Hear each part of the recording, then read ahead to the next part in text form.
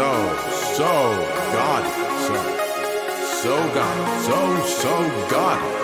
stats. Good God, that's gaudy.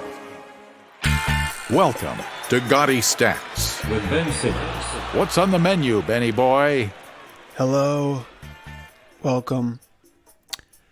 Super Bowl time is fast approaching. And coincidentally, my allergies are fast approaching. I'm talking like this because I can't breathe out of my nose.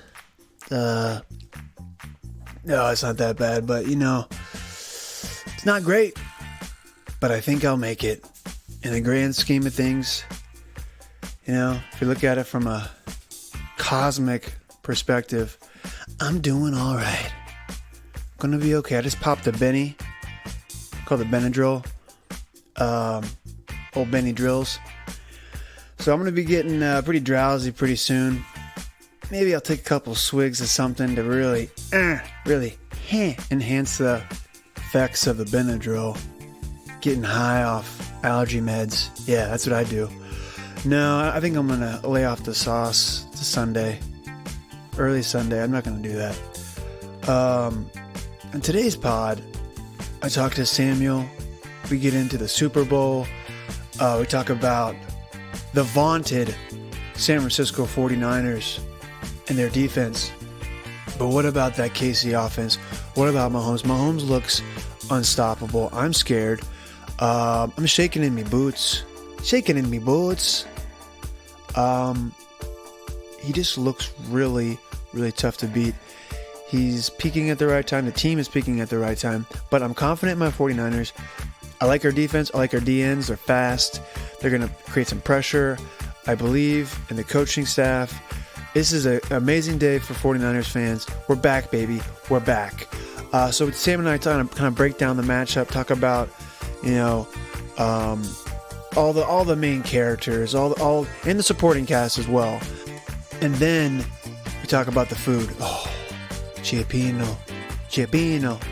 white wine, seafood, mussels, clams. Are clams in there? I don't know. I don't care. Fish, squid, possibly. Any kind of seafood, just throw it in there. Nice tomatoey broth made from white wine, made from tomato, made from spices, made from other shit. Just throw it in there in a pot, and then you cook it, and then you consume it, and then it's gone, and it's so ephemeral, and that's it. That's eating, folks. You're just consuming, you're shoving stuff in your gullet, and you're eating it, and then it's gone. But that little moment of pleasure, it's pretty nice. And you need food to live. I'm so smart. Am I teaching you new stuff? Hey, you need food to live. Did you know that? You also need to drink water. Yeah, I'm really knowledgeable. Self-help guru over here, telling you how to live. Anyways, so we get into food. KC barbecue, anyone? Arthur Bryant's. Talk about the different types of beer. Anchor Steam. Oh, got a nice Anchor Steam, with some with a Mission burrito from San Francisco. Oh, baby, that sounds about right now. All kinds of great food from both locales. We get into that. All right. Enough chatter. Let's hit it.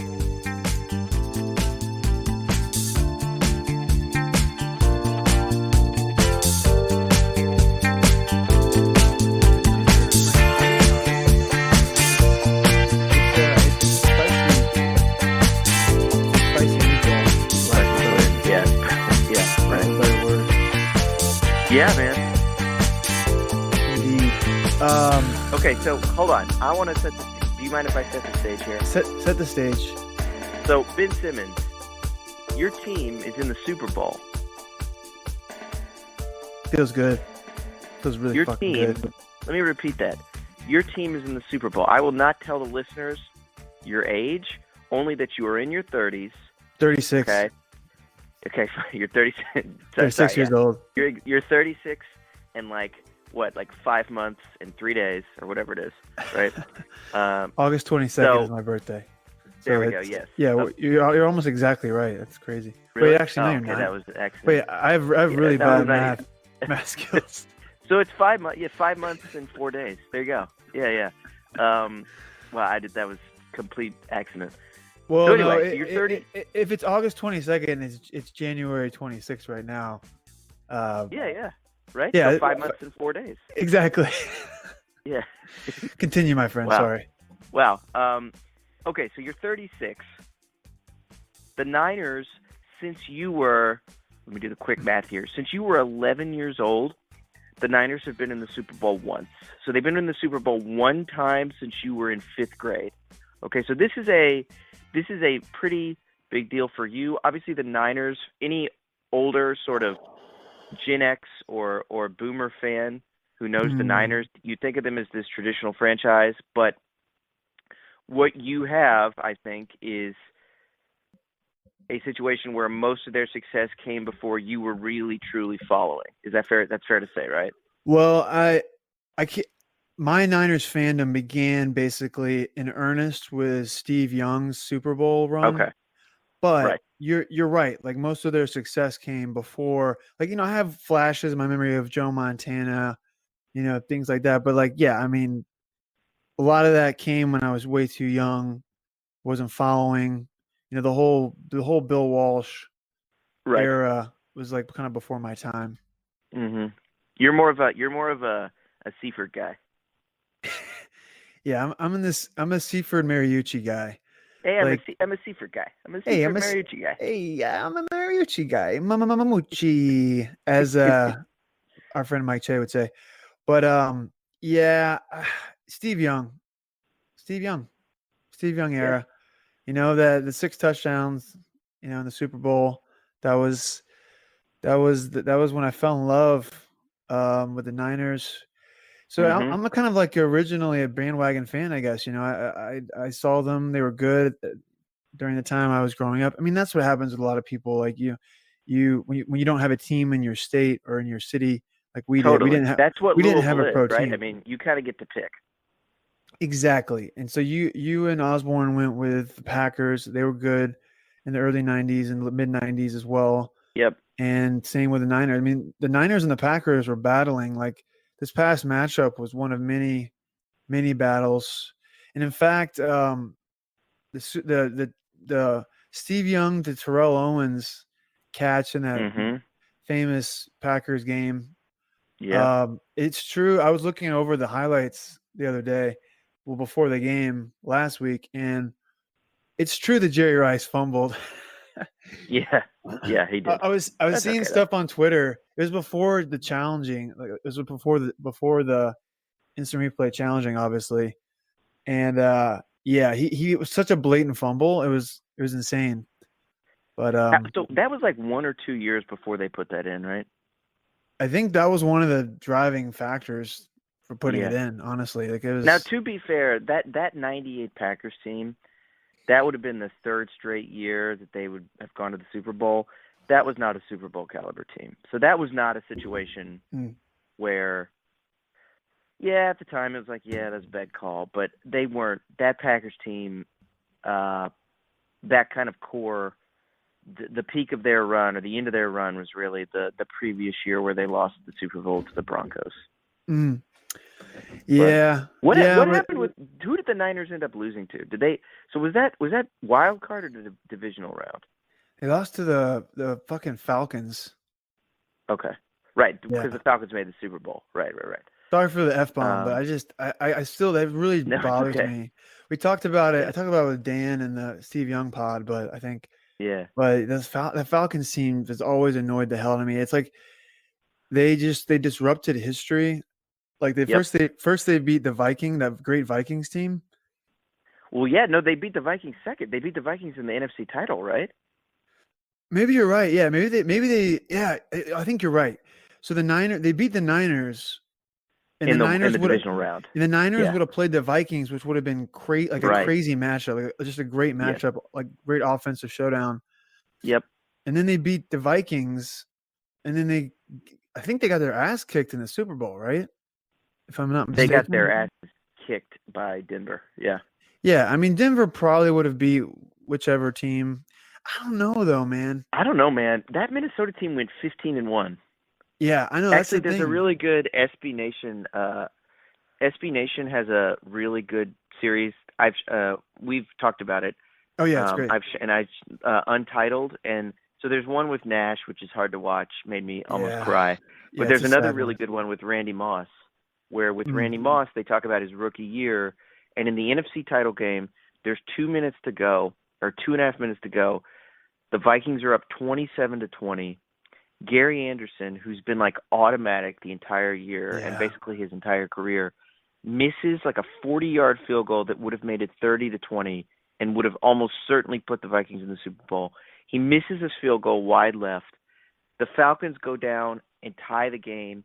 They then get the ball in overtime, win the toss, and this was old overtime rules, so first team to score wins, and they go down and kick a field goal and win.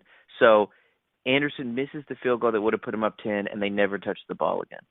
yeah, And they never sniffed the Super Bowl, really. yeah. Who's their quarterback? Um, Was it Randall Cunningham? Cunningham, yeah. Yeah.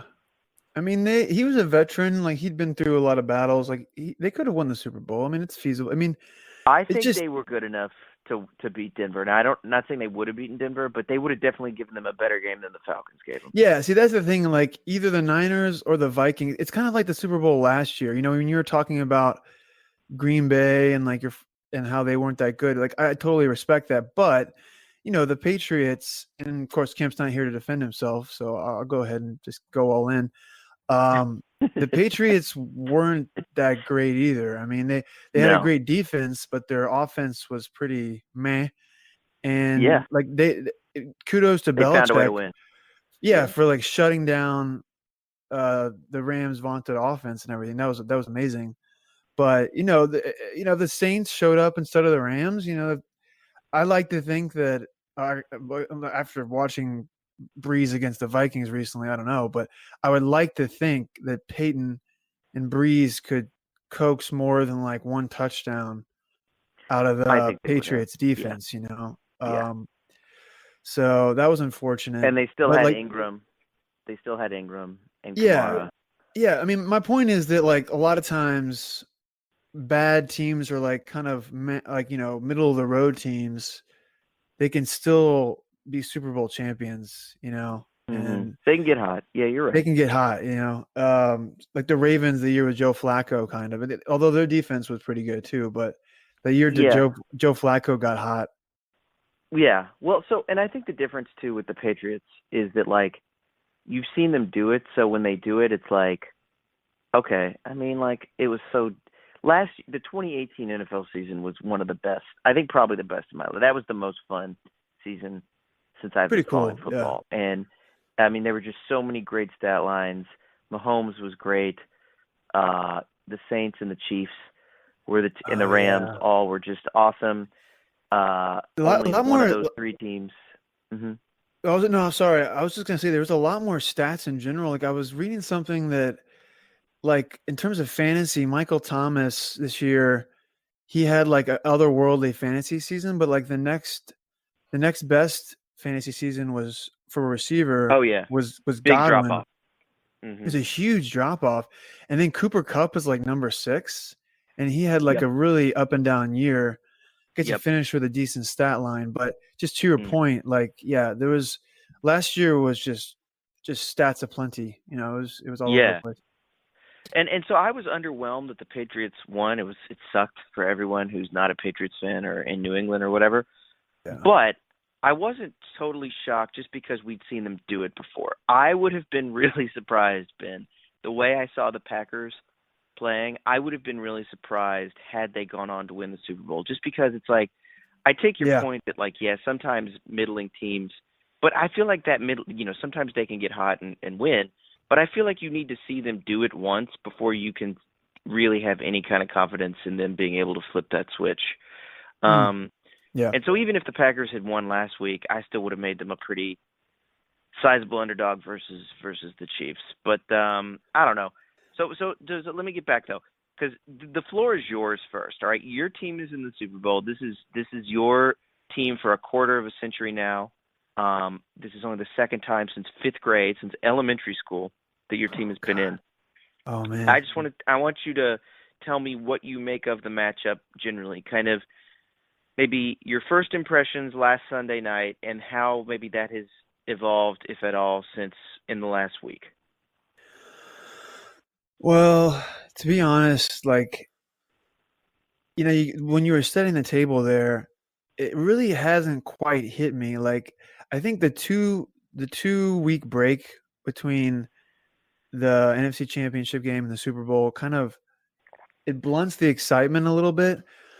And it's kind of like the feeling I get like the week before the NFL season starts, like sometimes Uh-huh. I'm just like, I'm not like super excited. But then like once you get that fever, that pigskin fever, it starts becoming like a lot of fun and you start really getting into it. There's And, no cure. there's no cure for that. Um, but it's funny. We were talking about the lines. I was kind of looking over the line, and I think if you thought it was going to be San Francisco favored, and I think if you have a feeling, if that's what you thought it was going to be, I think you should lay some money down in San Francisco, because the more I look at the matchup, I honestly think it could go either way. It's one of those kind of toss up matchups, but I think betting the over or betting San Francisco is a fine bet. I mean, all that said, I am scared to death of Mahomes. Like, Yep. he looks locked in. He looks super into it. He looks intense.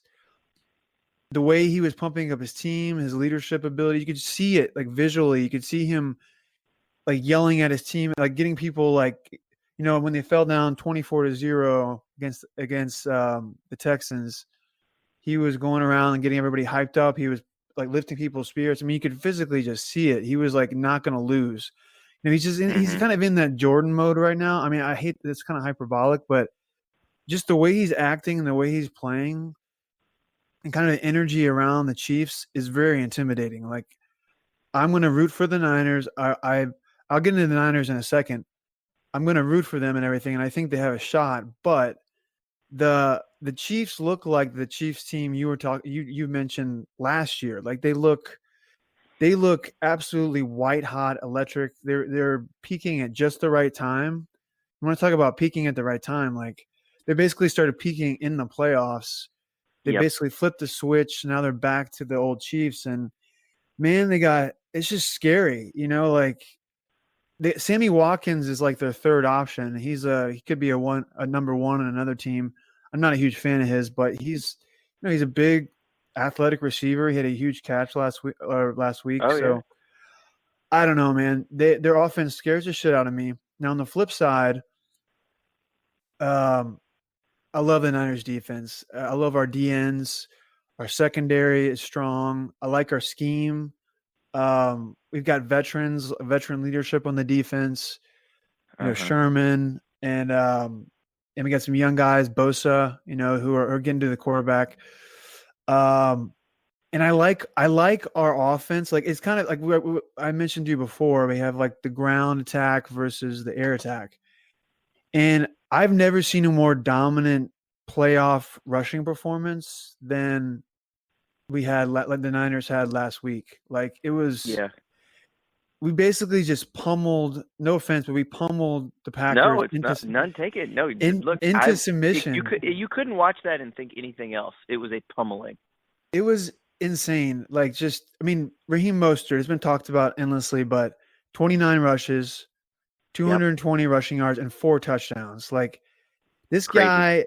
guy is not even like, you would look at him and be like, he's like a Philip Lindsay type almost. Like, he's bigger, he's stronger, but Yeah. he's not No, that he much seems like bigger. a change of pace back. Yeah, you would not think he would be capable of that kind of workload. I mean, but the reason why he was is because the holes that the Niners O-line was opening up, and it's been talked about ad nauseum as well, but use check. Yeah. The fullback, Yeah. he gets paid the most, blah, blah, blah, blah, blah. But looking at like I watched the game again, like I watched the 20-minute recap where you see all the plays, no commercials and everything. And I just watched him a lot of the times, and like, man, he just clears out like at least one guy every time. And sometimes he kind of like rolls around and knocks over another guy. I mean, he is. Yeah.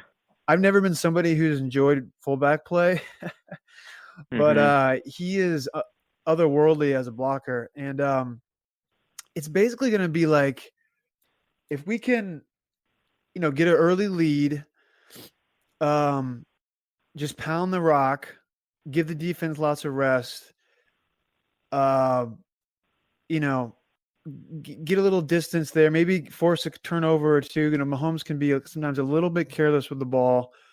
Keep the offense in front of us as much as possible. We got a shot, but man, honestly, I don't know what to expect. I don't know. I just can't imagine us holding KC like under. I mean, I think they're going to score like 28 points. Hmm. So then the question, like, I would bet that they're going to score like if the over under was like. I mean, what would you put the over under? Just asking you. How many points do you think KC's going to score? Yeah, I mean, it's hard to imagine them scoring anything under. I would say I would put like the floor of Kansas City. If you're giving Mahomes 7 or 8 possessions in the game, I feel like their floor is like 24, maybe. Yeah, yeah. So like, okay, we put the over under at 24, and so that means that Jimmy's going to have to do something. I mean, Yeah, I think he had 86 passing yards last game. Um, he has I 27 passing attempts in 2 games, two yeah, playoff so, games. so like he's obviously the weakest link in the offense. Like he scares me. He has had some clutch moments during the year. Um, our friend Kemp is obsessed. I think he's in love with Jimmy and can't see it clearly, but um, he's been good and bad. Like he's had really shaky moments. He's had moments where he kind of wilted. He's had Mm. moments where he was clutch, but he hasn't really done anything to show, to give us any clue what he's going to be like in the playoffs yet. So I I think there's like a really good chance, like a 75% chance, just throwing the number out arbitrarily, but I think he's going to have to do something. Like, what are the odds that KC goes up 2 touchdowns? What would you say, like Right. 50? I mean, like, Yeah, I mean, I could see it. I don't know. If they do, then yeah, certainly he's going to be put into a position where the light is going to be on him in a way that it's not been at all in these playoffs or really in his career. exactly. And I mean, he's had some clutch performances like against the New Orleans. He was pretty good, even though Kittle kind of made him look better than he was. But he was clutch Yeah. against Seattle in the last meeting. Yep. He's been clutch, at times in his career, but I think he's going to have to play like mistake-free football. He gets happy feet a lot of times in the pocket. He doesn't check it down as much as I think he should. Um, and he should do that with Mostert because Mostert is a hell of a receiver as well. Mhm. Yep. And they've kind of mothballed Breida because of his fumbles, but I think he should have a role. He's a good receiver out of the backfield. So I think he should check down more, and I think he should get the ball out of his hands because he's a statue in the pocket a lot of times. I mean, and I think some of this could be, I forget that he's coming off of a pretty bad injury, like a torn ACL. So it usually Uh-huh. takes players like a couple years to. Against the Chiefs, by the way, Oh, shit! right? Wow, I didn't realize that. I forgot that.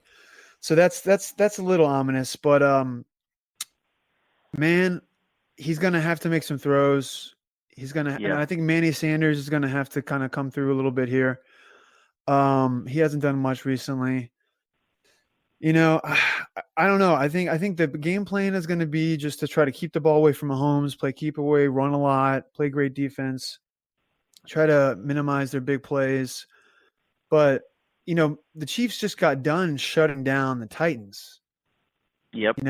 With their great running game that's been destroying. So that's a little concerning. And the fact that Jimmy G has looked pretty pedestrian in the playoffs. We'll see, man. Like I honestly like if what would you say if there was like an over under 175, let's say 220 passing yards for Jimmy G, what would you take over under? Ooh, man. I would take the over personally. I think I might too. and I was waiting to get all of you. I have some very specific thoughts on this game, but yeah, I wouldn't be. It wouldn't surprise me if he hit the over there, and that'll kind of go along with what I'll say.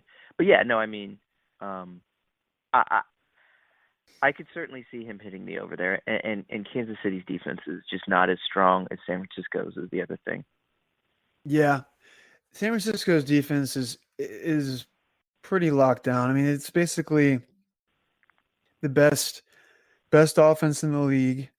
You know, I guess you could say the Ravens were the best offense, but I think KC is they can do, but they can't run like the Ravens. But they have the most creativity. They have the most weapons, dangerous Yep. weapons, and then you have like one of the top 3 best defenses in the league. So I I really don't know what to expect, man. Like honestly, if the KC just blows out the 49ers, I would not be surprised.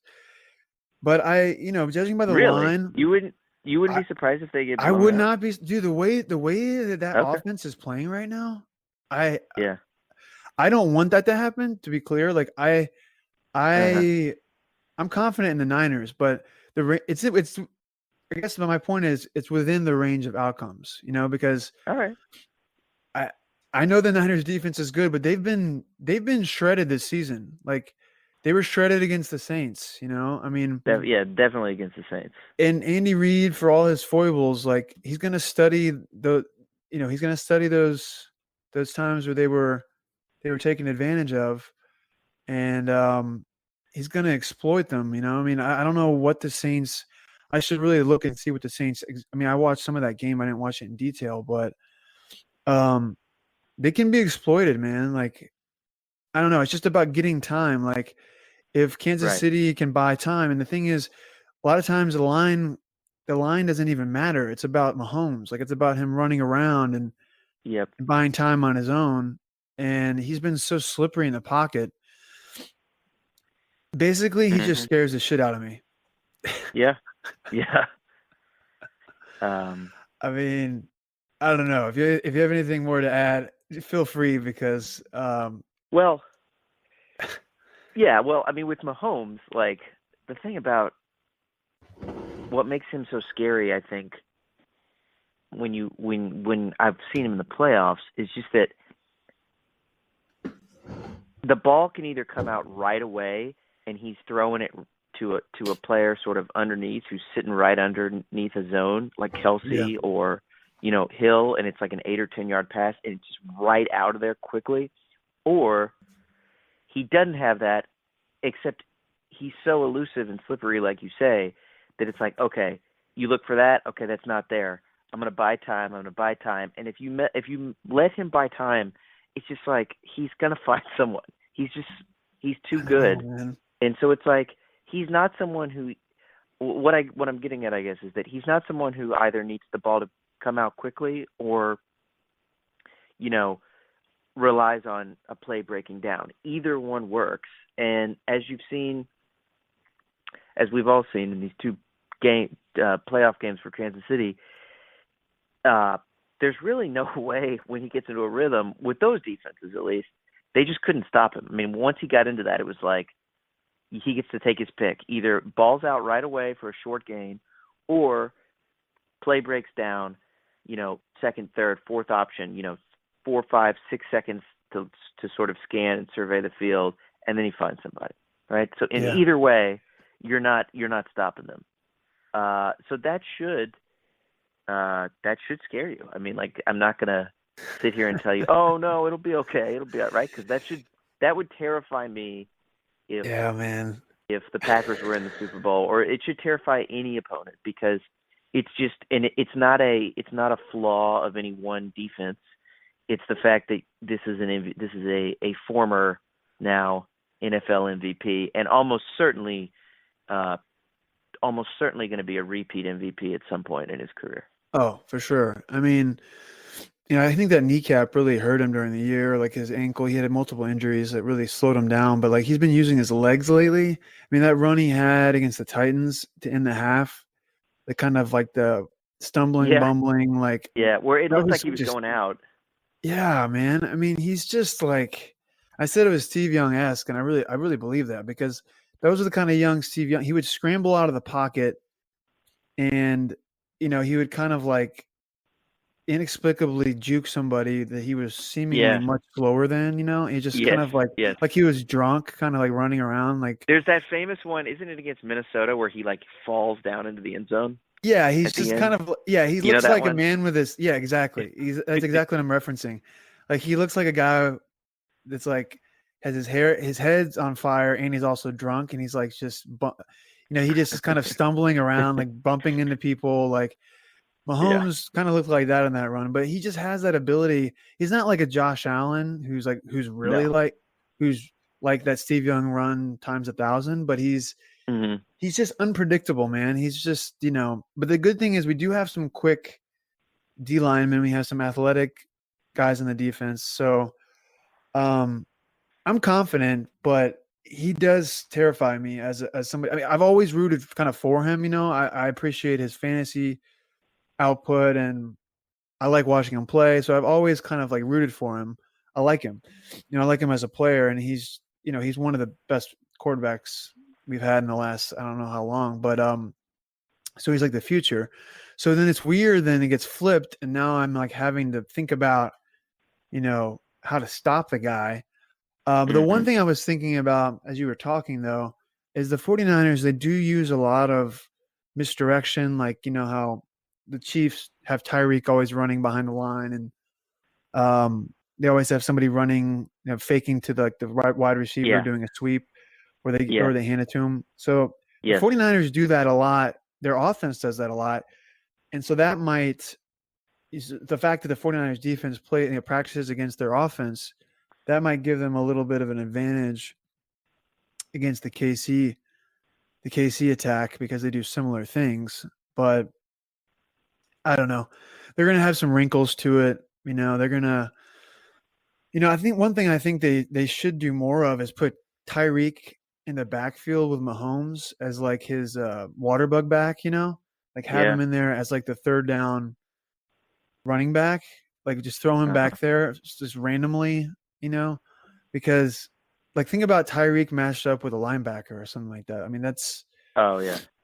that would be devastating. So we'll see, man. Like Long Tyreek story, on Quan Alexander or something. yeah, man. Like they're just great at creating those matchups. I mean, even Damian Williams is a hell of a receiver out of the backfield, and they Yeah. send him on wheel routes, and I'm not sure what to expect. It's going to be a great game. When I said that they could blow them out, I was just saying it's possible. Like it could get out of hand. The Niners really haven't been blown out. I don't think this season, so it's unlikely. But just with that team, it's possible. And because I worry about Jimmy, being able to come back, and he's just a little shaky. But I genuinely think it's going to be a close game. I think, Hmm. I do too. and Vegas agrees. So Yep. Yep. Well, and you were pretty much dead on last week with your prediction on the line on this game, the initial line, right? Like the idea that Chiefs would be favored by 1.5 or 2 points. That seems to be what it's looking at. I haven't really looked to see if there's been it's one. It's any one. movement. It was a little movement. I think it was. I got lucky, by the way. I was just kind of like I just seen the Chiefs do what they did, and I was like Yeah. scared of them. So I was like, yeah, they're going to be favored. It opened at. I'm looking at the VI consensus, and it opened at Chiefs 1.5. Now it's Chiefs by 1. So Mhm. maybe people are flocking to the Niners Possibly a little inching bit. toward a pick 'em. Yeah, it could be. I mean, I might bet the over just to have fun with it. Oh yeah, that the over would be. I mean, that's always the fun bet, right? It's 54.5 right now. Yeah, right. So what It's is that? gone up. So It's like gone up from 54. 54.5 means like what, uh 31-24. You get a Yeah, cover, I could see that. or you get a cash. I mean, so um, with regard to this, to the way that I think this is going to play out, I think that it's really easy to look at the way both these teams had buys. First off, I just want to mention too, because I was looking at this before we got on and we're talking. Mahomes basically missed 2.5 games, so he dislocates his kneecap on this QB sneak in this Thursday night game against Denver. They end up beating the hell out of Denver anyway because Joe Flacco was still playing and was just absolute trash. The next game they lose to the Packers at home, and then his first game back. Let me back up. He missed 2.5 games. He missed the second half of the Broncos game, basically. He missed a game at home against the Packers, and he missed a game at home against the Vikings. They lost to the Packers by a touchdown. They beat the Vikings in overtime with who was their quarterback? I don't even know who their backup was. Was it It wasn't Castle. I think it was whoever. Oh God, what's his name?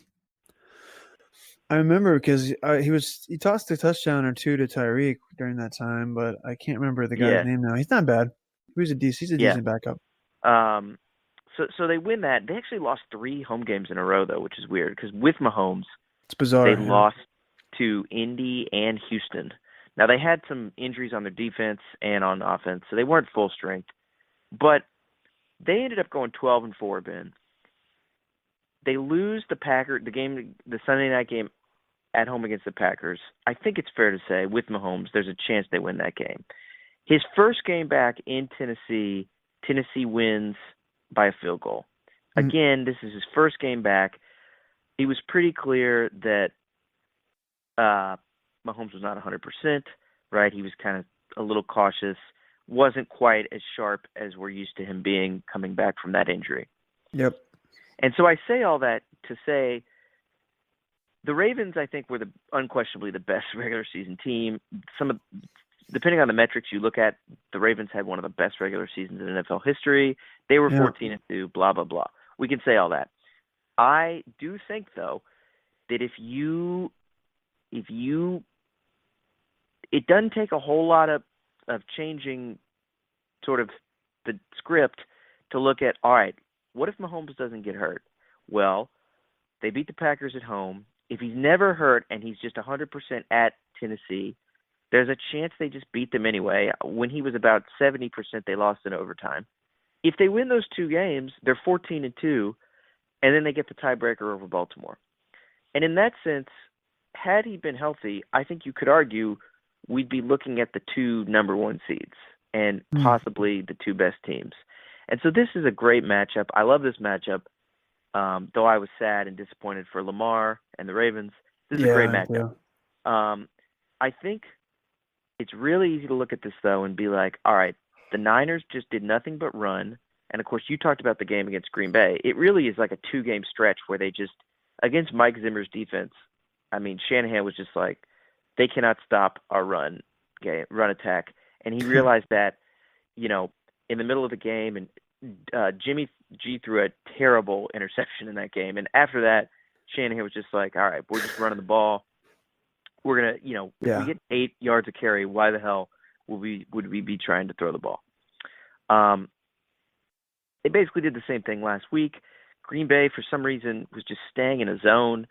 And at times when Mostert was running, it was like Green Bay didn't even have a front 7 there. He was just like running into the defensive backs. It was like 11-on-4 sometimes, which is a credit to their offensive line.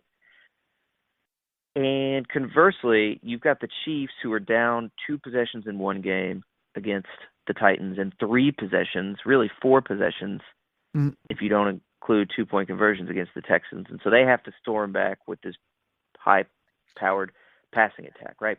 Yeah. So it's really easy to look at both those situations and say, all right, this is going to be the Chiefs passing against the Niners running. But I don't think that's what's going to happen, Ben. And the reason I don't think that's what's going to happen is because I think both of these guys, I think Kyle Shanahan and Andy Reid, they pride themselves on a willingness to make adjustments, and when it doesn't go well, it can be criticized as overthinking. But I think both these dudes, kind of like McVay, and nobody's better at it than Belichick, but McVay definitely has been very good at it too. It's the idea okay, you're going to watch these games of film, right? We're going to put this tape down for you to watch. And when you come out and play us, we're not going to do anything that you watched on film. I think that is very possible in the sense that I could very easily see the Niners coming out throwing in this game, and I could see the Chiefs coming out not running because Mahomes is too good just to run, but having a much more balanced attack. On the Niners side, I think that Shanahan knows that the Chiefs are not just going to let Raheem Mostert score 4 touchdowns. He knows that they're going to make adjustments that maybe LaFleur did not make last week, and therefore, if you win, we're going to kind of make Jimmy G win the game, right? I think that's kind of, you don't need to be like an expert analyst to understand that. But I think Shanahan is trying to – these dudes are like 2 moves ahead on the chessboard, right? Mm-hmm. Shanahan's trying to anticipate what Andy Reid thinks he's going to do, and then he wants to make like that adjustment to that adjustment, and I think Andy Reid thinks the same way. So I could see Shanahan saying, if we know we are going to need Jimmy G to come out and make a few throws in this game, we need to what you said, we need to come out there and have him have some short, quick throws just to get him in a rhythm, right? Yeah. Having him throw 10 times is a good way to not win the Super Bowl, right? Yeah. Relying on the script we've had thus far and thinking this game will go like the last 2 games is a good way to sort of get caught out and get exposed. And so I could very easily see quick throws. I think in the Niners passing attack, this is a Sanders and Kittle game. I don't think this is a Debo game, and I don't think this is a Mostert game. I think Kittle has been conspicuously quiet. Sanders has been conspicuously quiet. I think the game plan here is going to be to let the veterans take charge and let them get open. Kansas City is certainly a defense that has shown themselves to be vulnerable to these passing plays, right? Yeah. Whether it's, Deshaun Watson going over the middle, they ran that crazy play where Kenny Stills was basically untouched on 3rd down early on in the game. Even last week, Tannehill hit a couple big throws to Jonnu Smith and to A.J. Brown, the official wide receiver of Gaudy Stats 2020, right? A.J. Brown. So I could see a situation, and in fact, I expect a situation where Jimmy G is going to come out and he's just going to try to get him comfortable, because I think the concern would be, all right, let's say we try and get Mostert and is Coleman playing, by the way? I'm not sure. Okay. I'll look it up while you're talking. Yeah. Well, so either way, like let's say we try to get Mostert and whomever in the backfield going. Let's say 2 of the first 3 possessions are 3 and outs. Well, at that point, it's like, okay, we're relying on our run game, and it hasn't worked. And then you could see a situation where Jimmy G maybe is pressing a little bit because he's like, okay, well, we're a running team, and it's not working, so now I have to be the one to make the passes. I think that situation would put a little more pressure on him, whereas if you just have him try to throw early on in the game and early on 1st down even, early possessions, I think that could increase the chances that he's comfortable enough so that if he needs to make a 3rd and 6 play in the 4th quarter, he can do it, right? Yeah. On the other side of it, I think the Chiefs, I just think Andy Reid, nobody has embodied more the NFL overthinking than Andy Reid, right? Like, we have Travis Kelce and Tyreek Hill. You think we're going to throw to them? Well, now I'm going to have our backup running back run an end around and throw to our fullback for a touchdown, right? Now, when it works, Andy Reid has looked like a genius. When it doesn't work, you say, what the fuck are you doing? You have Travis Kelce and Tyreek Hill. Why are you having, like Matt Nagy. Why are you having like Sorensen and linebacker come in to throw a pass to fucking Demetrius Harris, right? Which Andy Reid has done before. Well, I feel like Matt Nagy took that part of Andy Reid, like that strain of Andy Reid's personality, and that's the one thing he learned from Andy Reid is like when you get down on the goal line, throw like a negative 2 yard screen Right. pass to Cordell Yeah, the Patterson. Bears do it a ton. The Bears do it a lot. You're right. Yeah, it drives me Um, fucking crazy. But yeah. by the way, really fast, Tevin Coleman Uh-huh. is no longer wearing a blue non-contact jersey, so I think he's trending up to being able Okay. to play. We'll see if he Well, does or that's not. But good. he's That's good trending because up. that was a really weird situation last week because like you could tell how much pain he was in because he stood up, he had no lower body injury, but they had to bring the cart out for him, which to me like a professional football player not being who with an arm injury not being able to walk off, like that has to be like excruciating pain, I would think. Yeah, no, he dislocated Because his these guys are shoulder. just yeah, these guys are just used to pain anyway. But the fact that like someone used to pain like that could not walk off with an arm injury, to Yeah. me made me think that he's probably out for the Super Bowl. So if he's back, that's good to hear, and that's definitely Well, good he for the returned to Niners. practice. We'll see if he. I mean, I would imagine he's going to try to play, but maybe he'll be like limited or something. Who knows? Right, right. Yeah. No, but no, with the Chiefs, I could see Damian Williams getting the ball to start off with, right? The Niners line play has just been, I mean, offensive line we've already talked about. The defensive line though has just, I mean, with Green Bay it looked like a repeat of the first game from week 12 where Rodgers didn't have much time, and that was a credit to the line, just the defensive line just crushing Green Bay's offensive line, and you had a lot of that as well with Minnesota pressuring Cousins in the divisional round. I think that Andy Reid is going to try and balance it and catch the Niners off guard. Maybe if they're blitzing some and bringing guys off the edge to have some draw plays. Maybe you put Tyreek back there, and you kind of overrun the play, and then you get a draw play for 8 or 10 yards. Yeah. So I think that both these coaches are going to come out with game plans that are going to be different from what they've done in these first two playoff games, and that's going to make for a really interesting battle because I just expect both teams to be different to the point that maybe viewers will be a little off guard where it's like, oh, well, I'm used to the Niners running. Why are they throwing? I'm used to the Chiefs throwing 50 times. Why are they running as much as they are? The only other thing I'd say would be, I think Kelsey versus Kittle. Kelsey has played a major role in both these games. Kittle has not, but that's just mostly based on game script. I think that both these guys are going to have something to say for this game. And, I think it would be too much to say whichever one has the better game will win. But I expect both these guys to play a pretty big factor in this game. I expect them both to easily get double-digit targets because I just think, Shanahan maybe in some ways has been waiting to, like, unleash Kittle in the playoffs with, all these packages. If I were doing DFS on the Super Bowl, like I said, I would fade guys like Debo and Mostert for Sanders and Kittle personally, and I would on Kansas City's side, I would fade someone like I think Tyreek's going to get mostly taken out of the game, honestly, but I do think that's going to open up chances for Hardman and Watkins, and Kelsey's just hard to take out of the game anyway.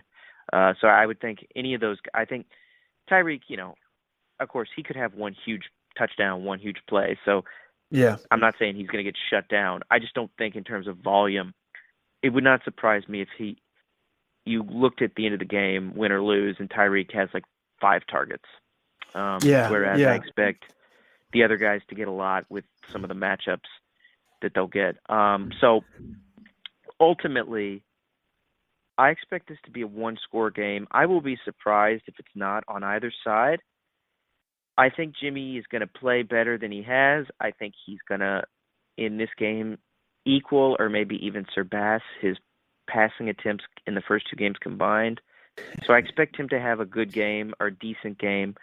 I think he could have a decent game, and they could still lose, though.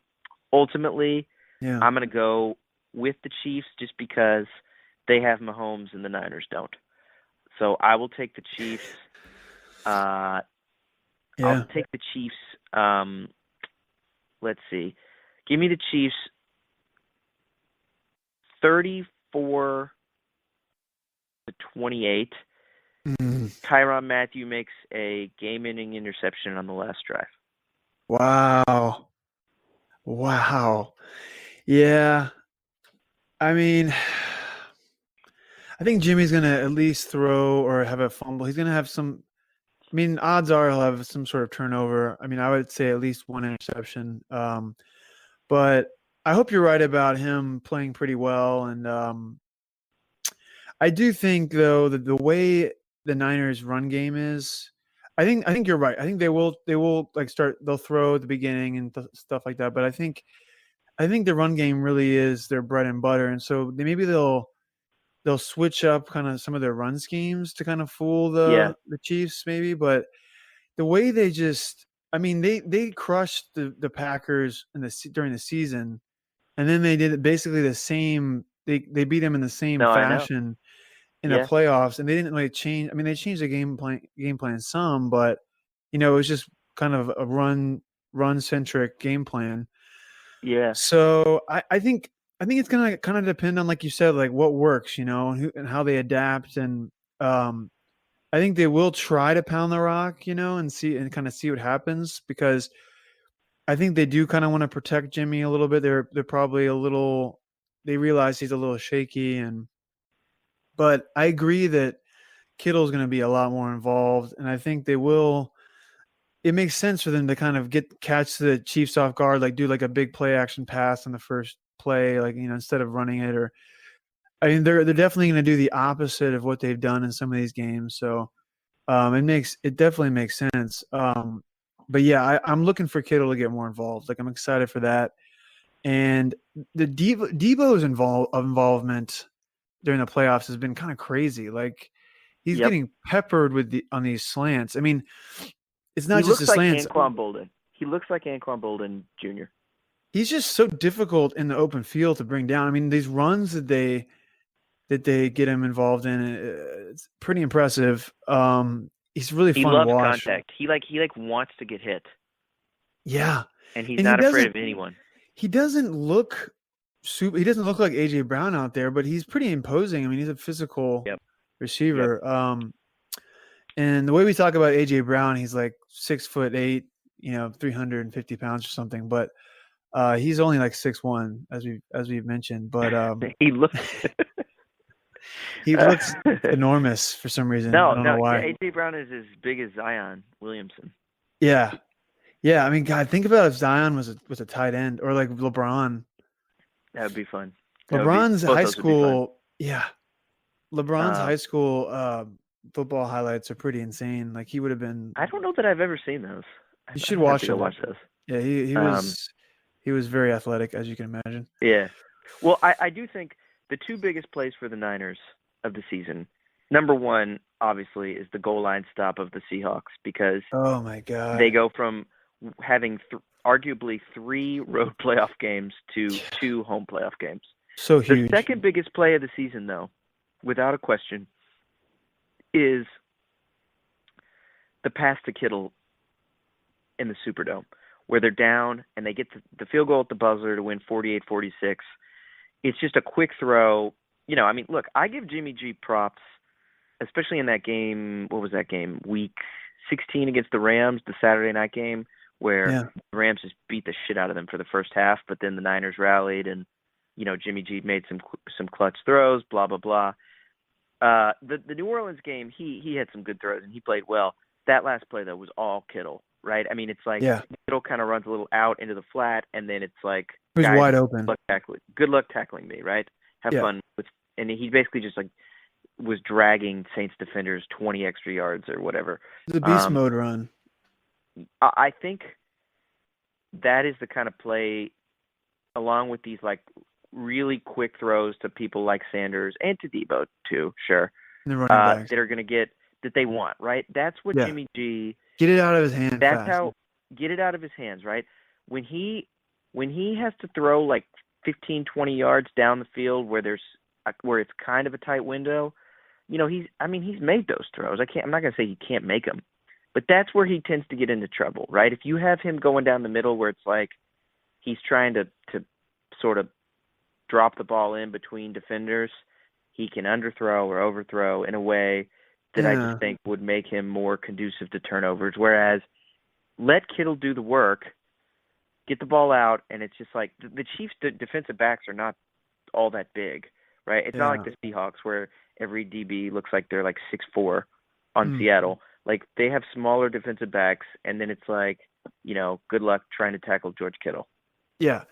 Yeah. I mean, Jimmy can be it's confounding to watch him because, like, I think in that Seattle game, he kept converting on 3rd and long, like over and over again. He would get sacked. He would incomplete on 1st down, get sacked on 2nd down. It was like 3rd and 15, and then he convert on 3rd down. He did it like at least twice in a row, Yep. where he would either incomplete 1st and 2nd down or get sacked, then convert on 3rd down. But that was a little fluky, and in general, I haven't looked at the stats, but he seems to take a lot of sacks, and he doesn't throw the ball away as much as he should, and he doesn't check it down as much as he should. He's kind of always looking too far downfield. And honestly, get Manny involved in some of these little short crossing routes. I mean, I agree that Debo probably won't be as heavily involved, but he's been eating on those short little slants. Yep. So I mean, they just got. I mean, I don't know what kind of defense KC is going to play against them, but yeah, get the ball out of his hand fast. Don't stand and hold the ball in the pocket forever, like he loves to do. Just get rid of it, man. And so I think if they just sprinkle in some of these quick little passes, screens. I mean, I like their screen game. They've done some great screens with Mostert and great screens with Breida and Debo as well, and even Kittle. I mean, during the season they had some really interesting tight end screens, fullback screens. So I think the plays are going to be pretty creative. And creative play design is like one of Shanahan's calling cards, right? Yeah, it's going to be a lot. It's for people who love to watch offenses. I mean, it's going to be. You would think it's going to be a really entertaining game in that regard because there's going to be a lot of cool plays. You might have thought that last year with the Rams, and it was just kind of a slog. But if that happens, I'll be very surprised. Right. And the willingness. There's no better sort of evidence of Shanahan how he can adapt than looking at the Falcons 3 years ago. Their run to the Super Bowl where he's the offensive coordinator. Yeah. Versus what the Niners have done this year in their run to the Super Bowl, right? I mean that 2017-2016 season, but the 2017 playoffs, Matt Ryan is the MVP. That was like a high octane, I wouldn't. It's not like it wasn't exactly like the Colts or the Saints offense, the Colts Peyton Manning or Saints Breeze offense, but it was in the sense that it's like high octane, lots of passing plays, lots of passing yards, and Shanahan was like, "This is our this is our game. This is what works.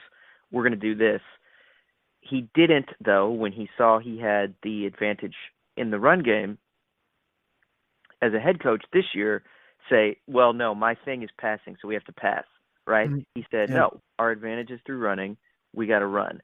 And I think that willingness to just say, whatever's going to work with our personnel and with what our matchup is, we're going to do that, is what has put him in this position. And I think there's going to be a lot of that in this game where it's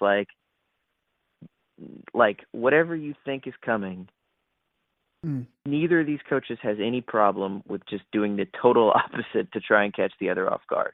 And I think that, that makes for a pretty exciting game, right? Like just the idea that on any given play with all these guys, with all this pre-snap motion and all these guys moving places, not knowing what a play is going to kind of bring, that's, as a fan, and definitely as a neutral fan from my perspective, I think that's exciting. That's kind of what you want in the pinnacle, in the kind of in game, the crowning achievement. Sorry, I can't talk here. The championship game of the league, right? You want like oh, what's going to happen next? Not like run, run. Okay, 3rd and 2, pass. Right? You don't want it being like predictable. Yeah, no, I think you're right. And just for context, Matt Ryan had a crazy statistical season that year, 2017. It was like the 2017 Super Bowl, 2016 season. He was almost 5,000 passing yards, 4,944, 38 touchdowns, and 7 interceptions. So, yeah, that was like super pass heavy. I think Devonta Freeman had a good year that year as well. He had some good rushing numbers, but yeah, you're right. I mean, he kind of stuck to his guns in the Super Bowl and kept passing when he could have taken some time off the clock and it bit him in the ass. But to your Right. point, this year he's been much more adaptive and whatever the team needs. Like he at times, like especially against the Cardinals, Arizona Cardinals, Jimmy's had his best games against them. Um, he's aired it out, because they were a little harder to run on for whatever reason. Those games, Right. although actually they ran them into the ground as well. I think now that I think about it, but he's more than willing to let Jimmy toss it if need be. So maybe my Yeah. worries about Jimmy are a little bit misplaced. I hope he has a legendary performance.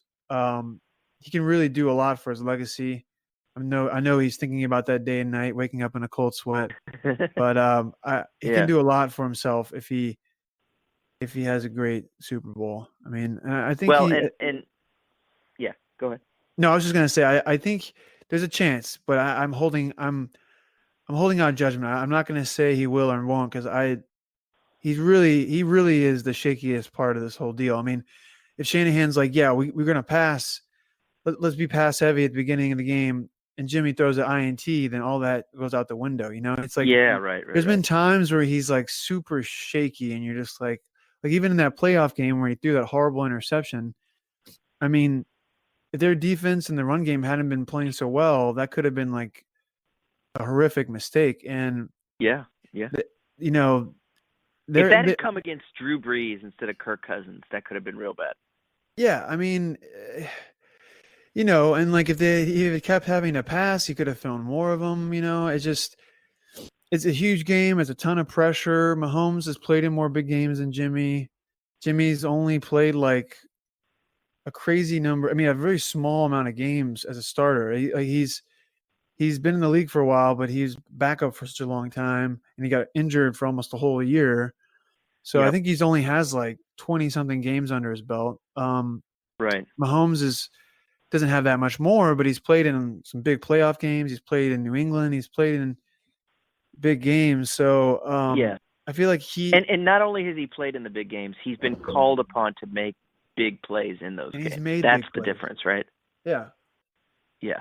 And that's he's why made big that plays. at the core of it, what you just distilled right down there, the reason um that again, Bill Simmons style, if my life depended on it, I would pick the Chiefs just because 3rd down, 4th quarter, who do I That's what I'm trust to saying, make those man. plays? And the Yeah. Chiefs defense has actually been playing pretty well. It's Yeah. like it's just a pretty daunting opponent. Now, the 49ers run game and their defense has been so stellar where I still Yep. have confidence. But And I think they will get to Mahomes. Like, I mean, Mahomes is as elusive as he is. This defense is, I think, markedly better than Green Bay's or Minnesota's. No, excuse me. No, let me back up. This defense is markedly better than Houston or Tennessee's, I should say. yeah, And so I think that they are going to get to Mahomes. But it's like you give him enough chances, and like you may get him some, but he's going to get you some too, right? I mean, that's not the most eloquent way of putting it, but that's kind of how it is with him. yeah. I mean, we have we got D Ford's back. He's I don't know he's fully healthy, but he's Uh-huh. he's able to get on the field. And you have Bosa, and like we've got some really fast pass rushers, motivated and fast. I mean, in D Ford's Yep. case, revenge game. So we'll see, man. Like I'm just struggling to remember a game. I know there's been games, but like where Mahomes was like getting sacked constantly, and you know, it's just I haven't seen it. Like I've never. I guess when he was hurt, he was kind of a 60% of himself or whatever, and he looked a little bit more Right. mortal. But when he's been healthy, I haven't seen a game where he's been stymied and sacked repeatedly. Yeah. So I'm fully expecting the 49ers to have to come from behind, um, and or keep up, like kind of like that. I could see something similar to the Saints game, where the KC goes up 2 touchdowns, Jimmy has to bring him back. I mean, it's doable, but yeah, I mean, Mahomes, the KC wins the quarterback battle. I guess the 49ers win the defense battle, I would say. For sure. But who wins the offense battle? I would probably say KC. 49ers Right. running game or creativity, their passing game versus KC's, incredible passing game. I would take Yeah. I KC. would So also probably give the Chiefs an advantage on special teams as well. yeah, with McCole Hartman. Yeah. I would. What's remind me? I don't know. I'm not like I know I know Sherman. I know Jimmy Ward. I know Bosa, D Ford, Quan Alexander. The guy in the divisional round game against the Vikings, Collinsworth was talking about the guy that the Vikings were picking on. He was like, I guess he was The, the nickel the Witherspoon, or what's his corner. name? It might have been Witherspoon. Or I And can't remember his Diggs name. was on him. The play that Diggs like just roasted this guy. And like the Vikings were intentionally, as I remember it, I think they were putting more receivers out there than normal just to get this guy on the field and get a matchup with him. That's something I would expect. I think Hardman is going to be out there on offensive plays more than he has been on average, just because if you put as good as the Niners are in the defensive backfield, and I know Sherman doesn't travel, right? His whole thing is normally he's just like on one side. Yeah. I think you're going to see him on. I don't know. I feel like he'll travel some with Tyreek. Was it Mosley? Emmanuel Mosley? I feel like it was with. I feel like Witherspoon or something. It was like he was Yeah. number 25, maybe 26, Mm. and Collinsworth was just pointing out like there was a drive where like 4 times Cousins was just like, zeroing in on this guy, Brady or Rogers style, where it was like, all right, whoever this guy is guarding, I'm throwing it to him. Huh. I could see a situation where Andy Reid's putting out Hill, Watkins, Hardman, and Demarcus Robinson, just like 4 receivers, and just using that team speed to either open up the underneath field for Kelsey or whatever, just making these DBs stay with this speed and putting the pressure on them to stay, because I do think Mahomes is going to, even though this defensive backfield has been amazing, and the statistics against Sherman back up how good he still is even at age 31, 32. Mahomes is going to take some deep shots, and they may not be to Tyreek, but he's taking deep shots to somebody because there's just too much speed And they have on tons that of in that weapons Chiefs to receiving take. core. Yeah, I mean they Yeah. could take a deep shot with Demarcus Robinson, who's got dinner plate hands so far in the playoffs. Can't catch anything, but he Right. could he could have a huge play. I mean, Watkins could have a huge play. Hartman, it's like you said, like these interchangeable track star receivers, and then you have Tyreek, who lines up all over the field and is always in motion. He could be doing a short crossing route. He could do a screen. He could just go long. I mean, it's just like, yeah, and like Hartman's running around with him, and then it's really scary. And then you have Kelsey, just old dependable, like in the middle and on deep crosses and stuff. We'll see, man. I can't wait to see the game. It's I gotta say it's a hell of a matchup. Um, Yeah. I It's all. I am mean, I'm I super can't. pumped. I haven't been this excited for a Super Bowl. I don't think since I mean, I was really excited for Broncos Seahawks, but then I was also deflated because the I felt like it was played in cold weather, and that kind of ruined the game. But as Yeah. a neutral, I think probably where the Packers weren't involved, the last time I was this excited for a Super Bowl was Saints Colts, which was 10 years Yeah. ago. Breeze Yeah. And versus Manning. that ended up not being as big of a shootout as we thought. No, definitely not. Definitely not. But it was still entertaining as hell. Yeah. Oh yeah. One last thought on the game, Simmons, and then I want to get to food. One last thought. Yeah, So I want to know what you would put down for the KC food. yeah, I'm excited to hear this. yeah. The Niners made this mid-season trade for Emmanuel Sanders for Manny. Mm, I think with the money they had to spend the last two off seasons, like 2 off seasons ago, it was like you had Jarvis Landry and Allen Robinson, and I know on some of our group texts we were kind of like going back and forth at times, or maybe I was talking to Osborne, but I feel like we were talking to the Niners fans as well, just like wondering like, is Kyle Shanahan going to spend money on a receiver? This past off season, all right, would he trade for Odell Beckham? Would he trade for one of these guys or sign one of these guys to kind of get that sort of bona fide number one guy? Now, that was before Kittle emerged. That was before they kind of built their team identity around, having an awesome defense and a really good offensive line, blah, blah, blah. But they still made the trade for Emmanuel Sanders. And Emmanuel Sanders, I think, is a criminally underrated player. He's coming off an Achilles injury. He has recovered, and he's a beast. I don't think he's ever fully gotten his due as a receiver. And I know that this is kind of like paint by numbers analysis to say this, but my hunch, my strong hunch, is that I don't think you make a mid-season trade like that and then get to the Super Bowl to have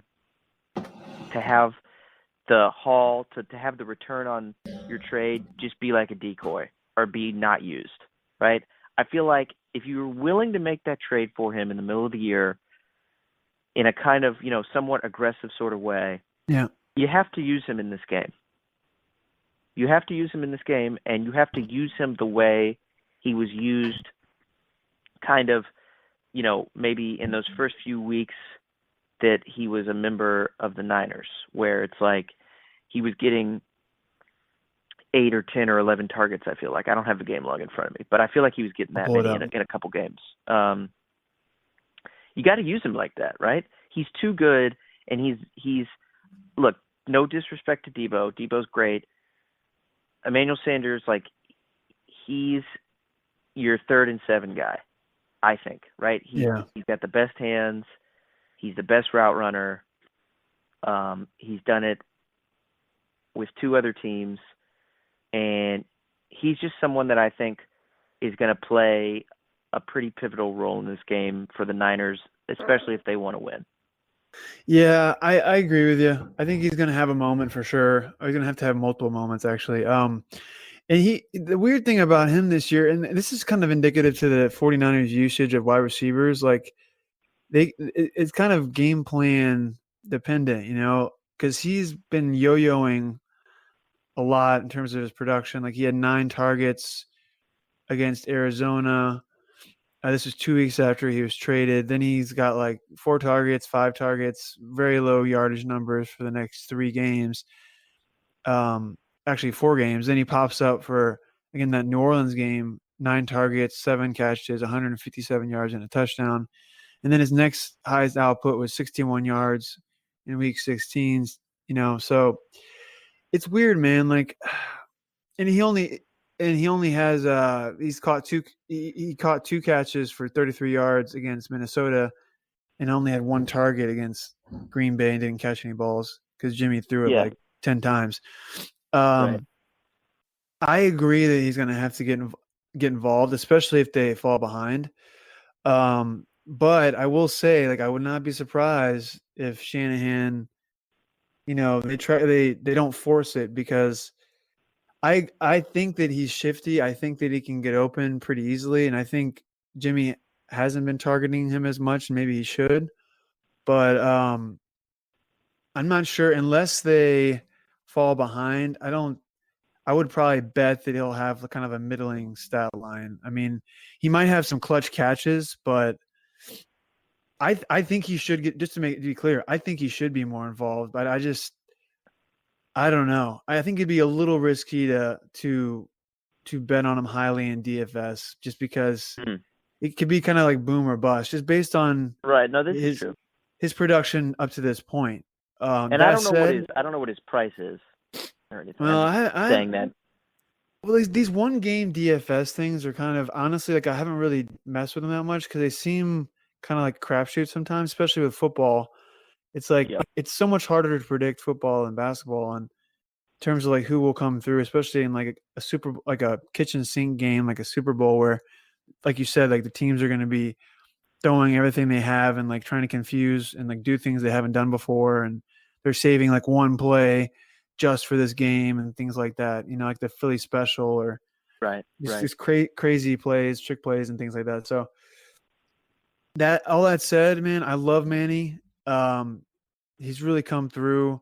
He disappeared at times, but not his fault. He just hasn't been thrown to, or they've just been running the ball constantly. So I hope he's involved, and I hope Jimmy looks his way. But I think your thoughts about Kittle really hit home with me. I think he's going to be heavily targeted, and in DFS he hasn't really done much in the postseason, so people might be kind of just going for Kelsey and not and Kittle's an afterthought. But I think you're right that he's going to be used quite a bit more. Yeah. Yeah. Yeah, man. It'll be interesting to see. I cannot wait for the game. I can't believe we have to wait another week for it. I know, man. It's just these Super Bowls. Okay, and Kemp's not here, and even if he were here, I would just tell him anyway. All right, these Super Bowls with the Patriots. I mean, a few of them have been really exciting. I'm not going to deny that. The They've been Falcons some one very was exciting crazy games. exciting. The The Philly game was and I mean the Seattle one was, I think, probably the most dramatic of all in a lot of ways. Yeah, that's a good point. I forgot about But that. like the actual build up to the games, they suck. All right, they suck. No one's excited for them. It's just like, please let them not win, and then you have to have these pieces again about like, how do Brady and Belichick keep doing this? How can we make Tom Brady interesting? How can we make Bill Belichick interesting? It's impossible. Well, you fucking can't. All right, you can't do it. Right? It's been 20 years. No one's been able to do it. The 21st year is not the time you're going to have the breakthrough. Right? So you got to just wait for this. This dink and dunk, 3rd and 11. Hey guys, they're throwing to Julian Edelman. Guys, Julian Edelman is getting the ball, and then he gets 12 yards, which credit to him. He obviously has taken out his rage, not being in the playoffs or the Super Bowl this year by jumping on cars and getting arrested, which is cool. But it's just really, I've missed just anticipating the game this way, right?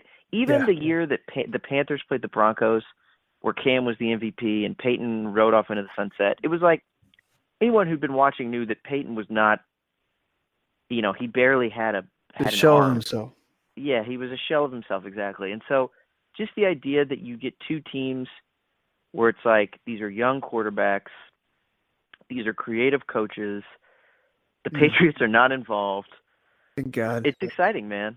It's exciting. I'm really looking forward to it. You got a young up and coming QB, who I really wish I would have shared. I meant to share this tweet that I saw with you guys in Gaudy chats, but I forgot. But this guy had this take that's like one of the hottest takes I've ever seen. It was like it was basically like on fire inside of the oven, like before he even brought it out. It was crazy. He said, I don't know why I thought of this, but it's just right now. He said, "Is Lamar Jackson the James Harden of the NFL?" Oh man, It's pretty. Yeah. Yeah, it's crazy. I don't know why I just thought of that. But but like that's I don't even know how to process that. Yeah, but is Mahomes, like Mahomes so much is at stake in this Super Bowl. I'm not like a huge narrative guy, but I mean, this is like a defining moment for him. It's just possibly his first Super Bowl. It's a shifting of eras as, Tom's likely going to be leaving New England. Belichick, I don't know who's going to take his place or whatever, but maybe he comes back. Who gives a shit? But my point is that the Patriots won't be in the Super Bowl this year, like you said. Yeah. So we have a new guard. Who knows what's Yeah, going to let's happen with let's Jimmy? repeat that though one more time. The Patriots are not in the Super Bowl. The Patriots People are forget. not in the Super Bowl. You have Jimmy Yeah. versus Mahomes. Maybe Jimmy's going to end up being like multiple Super Bowl winner. Who the hell knows? I'm not getting ahead of myself, by the way. I'm just saying, like, this could be like, we look back 10 years from now, we're like, that's where it all started. Mahomes versus Jimmy, Right. Jimmy G, the handsome one. But we'll see, man. Yeah, I'm super hyped. But what I'm curious though, like, what kind of spread are you gonna have for this game? I know you like to get the grub. You like to get some food from each city. I was just in San Francisco recently. Um, I did. I confess, I had a hot bowl of chowder there, the San Francisco chowder. It let me down a little bit. It was kind of disgusting, honestly, a little too dairy heavy. But then I did have some great seafood, some great oysters, from um, oh God, it was in Marin County. There's a bay there, Tamales Bay, I believe. Mm-hmm. Just delicious oysters. I know you're not a big seafood guy, but No. that's kind of like that was But if kind of that's your thing, if that's your thing, then this yeah. I sounds like mean, something to go with, this right? this was like this were my well. I just thought like that could be a pretty good football food. Get some oysters, set up on the table. Either while you're watching the game or a little buffet style. Although they get kind of disgusting when they sit around for a while. So, but Chiapino is the other thing that's made a lot in San I Francisco had to because of the look this up. seafood. I had never heard of this. Tell the people It's what this is. this tomatoey stew, that has, some shrimp. It has like usually some white fish, like a fillet of something. It's got what else? Like, as I said, tomatoey, a little spice in there, garlic, a little peppery. Everyone has their own recipe, but traditionally it has white wine. Um, it's fucking delicious, man. I mean, it's really good. It's hearty. It's good after, walking around in like a windy day in the bay. Come back, get some chiapino, get a good little crusty sourdough bread, dip it in there in the broth, slurp it up. It's pretty fucking good. I'm not gonna lie. But what are you thinking for KC? Because I know you're a barbecue head. I know Yeah. you. That's why it's probably 95% of why you live in Texas is because you like barbecue. Yeah. So, and I've had the KC barbecue. It's been a long time, but I went to Arthur Yeah. Bryant's. My dad, Nice. Yeah. when I was in high school, we were doing a cross country trip to Yeah. Colorado. We stopped over in KC Would you and get some ribs? no, all we got pulled pork and I think like some brisket. And the pulled pork, it came on this platter, this gigantic pile of pulled pork, and there were two pieces of white bread on either side, as if that's supposed to be a sandwich. So you have Yeah. like a plate of pulled pork and then two pieces of bread on either side, kind of like leaning up against the pile. And Yeah. me being a dumbass like high school kid, I was like, is this supposed to be a sandwich? Like, do I try to eat the whole thing at once? My dad's like, no, you can make a sandwich if you want with the bread, or so I end up getting multiple pieces And of your white. voice was people don't know this. Your voice was just like that in high school. You sounded like a Simpsons character when you asked that, and you just asked it out loud to no one in particular, right? Yeah, I just asked. Yeah, Guys, exactly. Yeah, that Simpsons character is so. Simpsons character is so funny. It's always like the kid working at the fast food place, or like, Yeah. oh god, Yeah. so good. But no, I But it mean, was good. my voice was changing. What can I say? Pretty significantly. But I end up getting a bunch of pieces of that white bread and making like 5 sandwiches out of Nice. all the meat, and Mhm.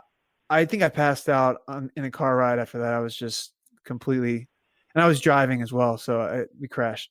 But no, I'm kidding. But no, I definitely took a nap after that.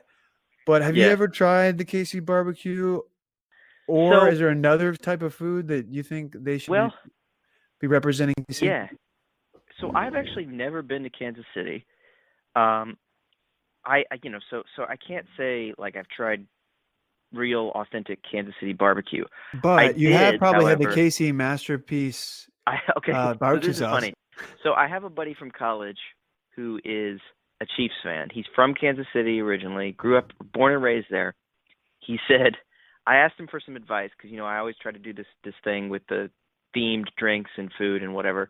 He said one of the first things he said before even recommending anything to me was, "Do not get Casey Masterpiece." It would basically be like someone saying to us, like, "Oh, you guys eat like KFC, right?" That's kind of what it would be like. He said he said it's fucking trash.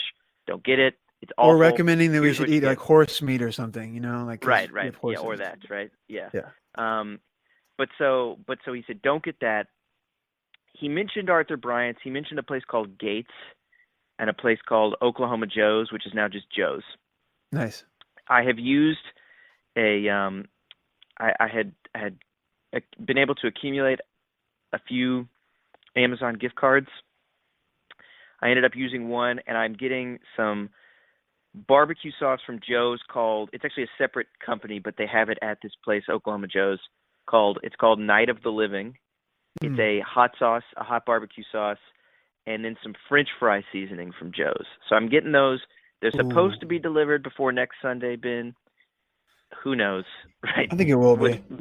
Hopefully, hopefully they are. If they come Godspeed. Tuesday, I'll be very, February 4th. It'll be like, great. I'm glad I spent my gift card on these things. My plan is though to put this sauce. KC sauce is much more. It's not actually my preferred sauce. I prefer a kind of Carolina style vinegar, lighter colored with a little more kick to it. KC can sometimes be a little thicker, like Memphis, kind of molasses, a little sweeter. So I'm going with one that's with a little more heat. I'm thinking of putting some kind of meat in the slow cooker and just having this be the sauce that kind of the meat marinates in. Nice. Not sure if that's going to be like chicken thighs. Could end up being some cuts of like beef or pork. Not sure yet. Going to try and figure that out. They are known though pretty like to what you're saying, because I've been doing some research on it. They're really known for just kind of all types of barbecue. They're not really known for one. So they do pulled pork. They don't really do brisket. I mean, they do more like they'll do pulled pork. They'll do chicken. They do a lot of ribs. I mean, if you had to point to one where they're probably known the best for, I think you would say ribs. I'm actually, compared to like pulled pork and brisket, I'm not a big ribs guy. I would take good brisket or good pulled pork over ribs any day. But if ribs are your thing, this is, and you want to adhere to the kind of regional cuisines with the teams in the game, this is the year to get ribs because, Kansas City ribs are a thing. It's kind of a different cut of, the way that they're cut are a little different than like St. Louis style. I can't claim to be a pit master or have any experience with actually smoking ribs or doing anything with ribs that wasn't in an oven, right? But yeah, even if you just want to order them and not make them, ribs or any kind of barbecue would be a good option here. Obviously, I'm going a little over the top by actually having Kansas City sauce shipped to me. You're under the top. You're under the top, man. You're doing great. I have not. That's what you should be doing. But so that's kind of the thing. There's a couple of breweries. One, Boulevard in particular, that's a Kansas City brewery. I've actually had some beer from there. One of the things I'm going to though, IPAs for San Francisco. Yeah, IPAs San Francisco. Here's the thing though. Okay, there's been a couple Super Bowls recently where I feel like. And I don't know how else to say this, Ben, but I've just had beers that the ABV was just too high, and my head was kind of in the clouds in the first quarter. And it's one thing our crowning day as Louisvillians is Derby Day, where it's you drink your mint juleps, and really, if you only care about the Derby itself, it's a 2-minute race, right? You drink juleps all day, you lock in for 2 minutes, and then you're done. Yeah. A football game lasts 3.5 or 4 hours. There's been a Yeah. couple times in the last couple years where it's like, I'm an adult. I'm a grown man. I can handle myself. But it's like you get a beer that's like 8 or 9 or 10%, and you don't Oh, have enough to eat, and you start watching the game, and it's kind of like, it's like, wait, what yeah. down is it? Who's had the ball? And it's You like, get tired. I'm Yeah. it really stays in your head in a way where it's like, if you want to focus on the game, I personally, to anyone, and I love a good IPA, I love a good craft beer.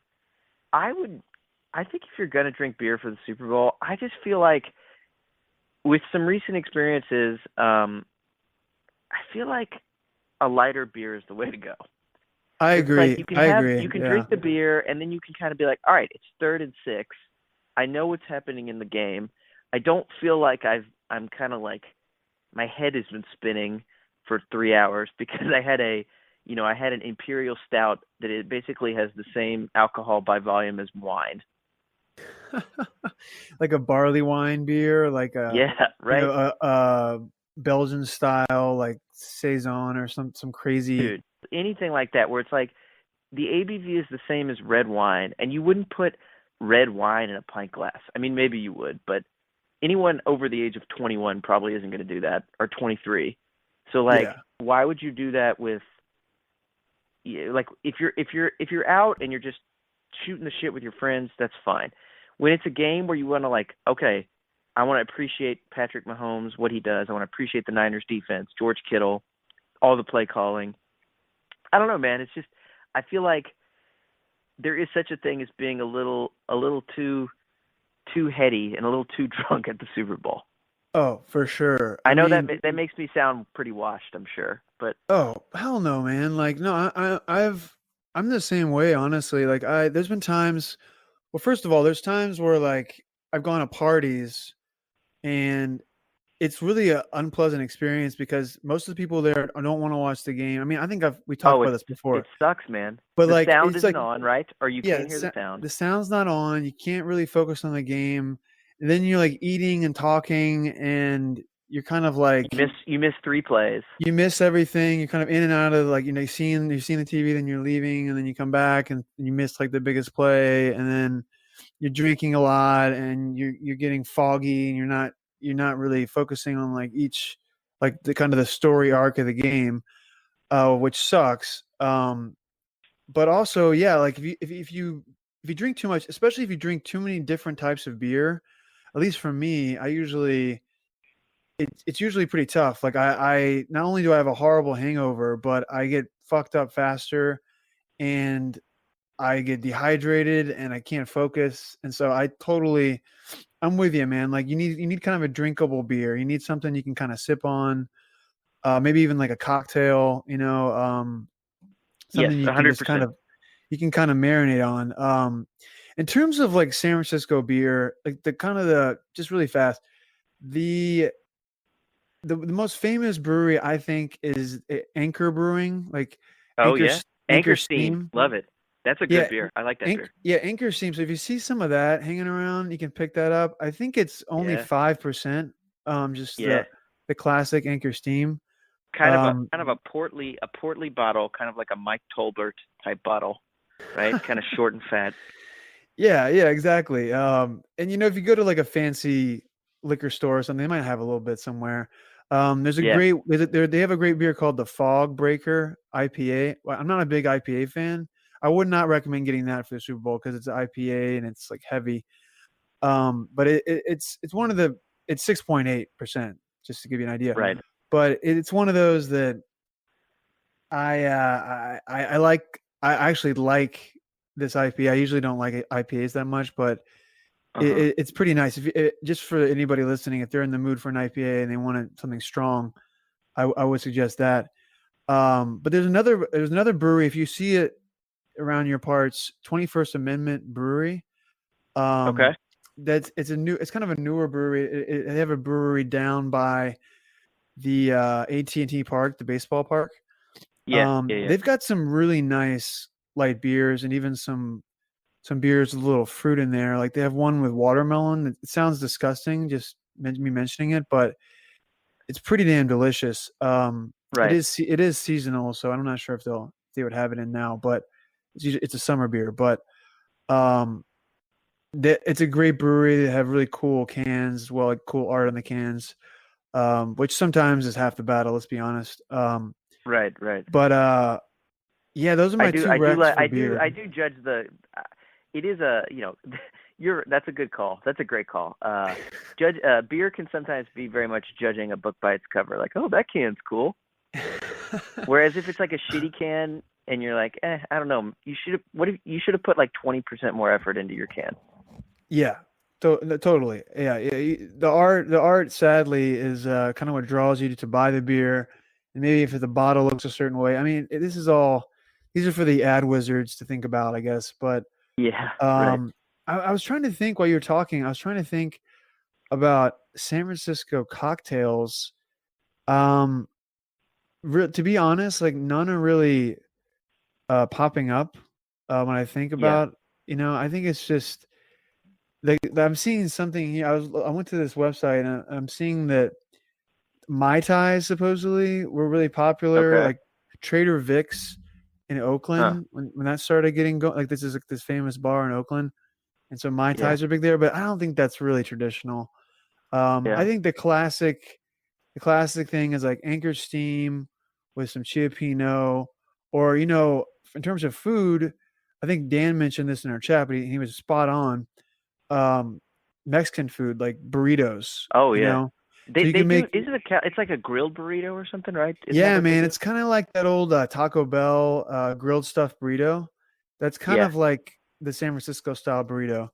So you can Right. make like little burritos, you could take like a flour taco tortilla and like do like little mini burritos, like grill Mm-hmm. them off and munch them like that for appetizer or something.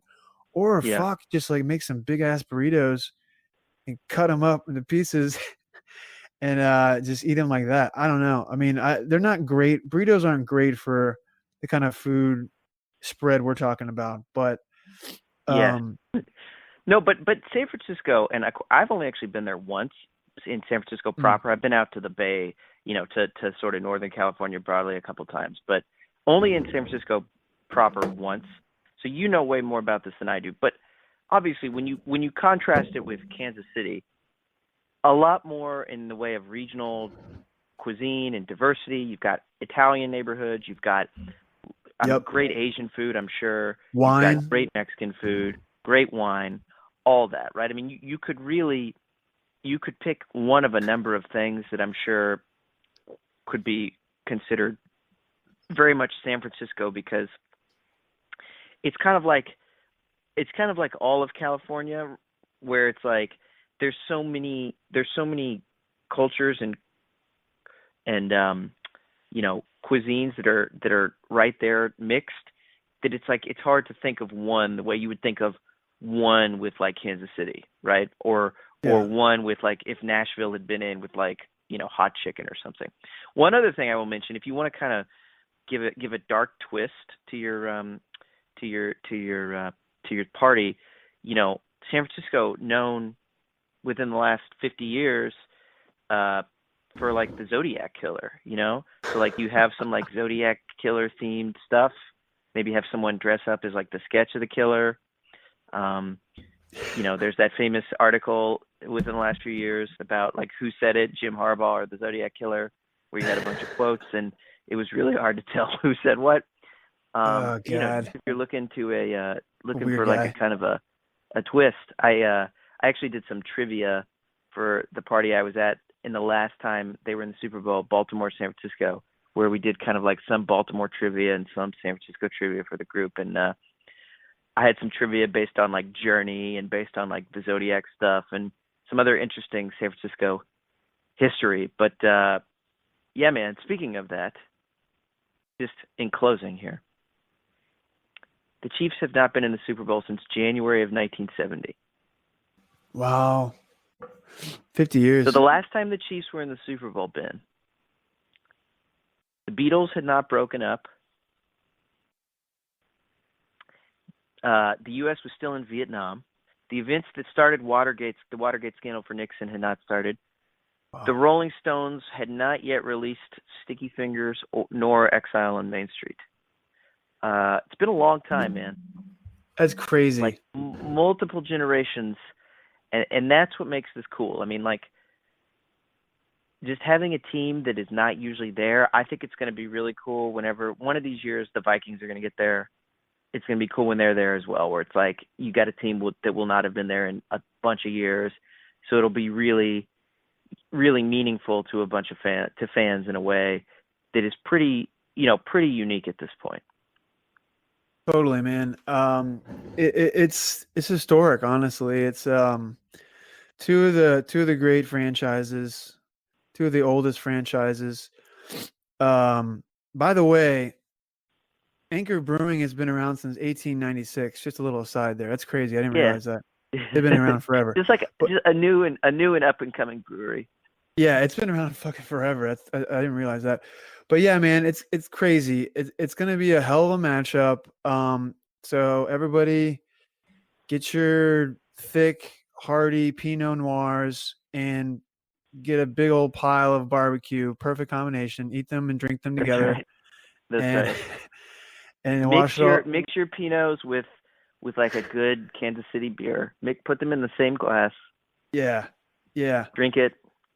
Whatever the hell they drink. I'm sure there's some kind of cocktail that Kansas City is known for, and same with San Francisco. Throw your burnt ends. Throw the burnt ends from the brisket into the Chia Pinot. Yeah, exactly. And wash it all down with some Anchor Steam, and but also white wine. And also, yeah, just the whole juxtaposition of white wine with barbecue just doesn't mix at all. Like a nice little Cabernet Sauvignon, and some fucking a big pile of barbecue. Eating it with your hands and then taking sips out of a nice wine glass. That's right. Just put it in a paper cup. The high and the low. Exactly, man. It's going to be a hell of a game. I'm excited, but thanks for coming on the pod, chatting with me about it. And can't wait to see the game.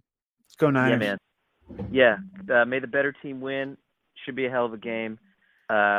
We will be sure to chat about the game and about with the Gaudis after the season concludes. Gotta get my reaction. I'm excited. I'm hopeful. I'm confident, but I'm also wary of Mahomes and Andy Reid's play calling. Although he can shoot himself in the foot, so hopefully he takes a shotgun and shoots himself in the foot and fucks himself over like he has done many times. But it's I gotta say just really fast. It's kind of culminating for him. Like he deserves a Super Bowl. I mean, you know what I'm saying? Like narratively, I think he does, yeah. Narratively, it's the Chiefs' time. It's like Mahomes' first Super Bowl. It's Andy Reid's first after a long road here. It'll put the cherry on top of his career basically at this point, even though he could win multiple ones with Mahomes. But we will see, man. Can't wait. Indeed. I'll see you very soon, and we'll be talking very soon. And may the better team win. Indeed. All right. Friend. See ya. Until then, see you, man. Good talk. Bye. Bye-bye.